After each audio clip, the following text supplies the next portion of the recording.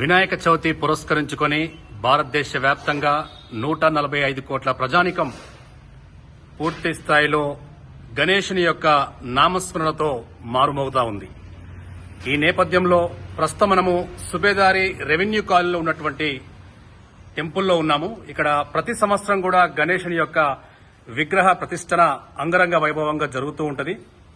ప్రధాన అర్చకులు శ్రీకాంత్ అయ్యగారి నేతృత్వంలో, ప్రధాన పూజారి శ్రీకాంత్ అయ్యగారి నేతృత్వంలో యావత్ revenue colony, postal colony, Subedari, Vaddepalli భక్త మహాశైలకు వినాయకుని యొక్క దీవెనలు అందే విధంగా ఆధ్యాత్మిక శోభతో రెవెన్యూ కాలనీ రామాలయం టెంపుల్ వినాయకుని నామస్మరణతో ముందుకు పోతా ఉంది.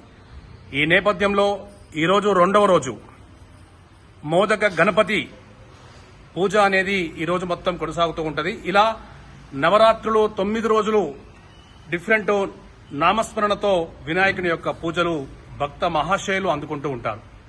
సో ఈ నేపథ్యంలో జై స్వరాజ్య వరల్డ్ టీవీ ప్రత్యేక కవరేజ్ గా రెవెన్యూ కాలనీ రామాలయం టెంపుల్ కి రావడం జరిగింది.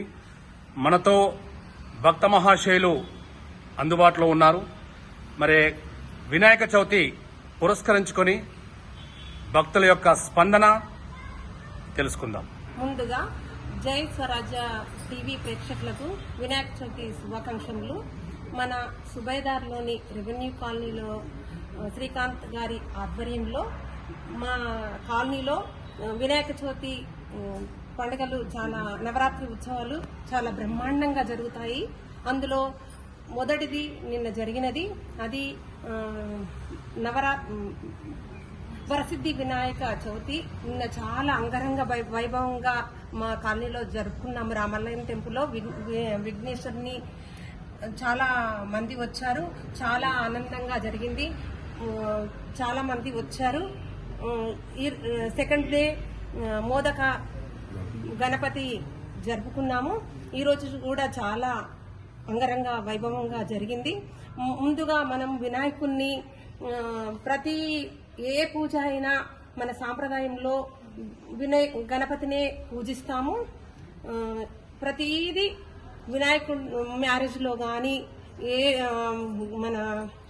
ఏ పూజ కార్యక్రమాలైనా శుభకార్యంలోనైనా మన హిందూ సాంప్రదాయంలో మొదటగా వినాయకుడిని పూజిస్తాము. జై గణేశ, జై జై గణేశ.